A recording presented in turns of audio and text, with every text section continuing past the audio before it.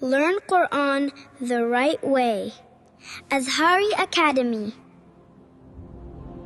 Let's dive into the incredible story of the elephant from Surah Al-Fil.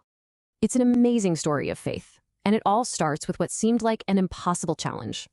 So, picture this, a huge army led by a giant elephant on its way to the Kaaba. And they had one goal in mind, to destroy the most sacred house of worship. But just when things looked hopeless, something truly miraculous happened. Allah sent flocks of little birds. Now, these weren't just any birds. Each one carried tiny stones of hardened clay. And you know what? With just those stones, that whole mighty army was defeated. The main lesson here is pretty clear.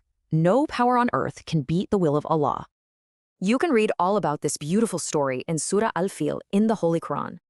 It's such a powerful reminder to always place our complete trust in Him.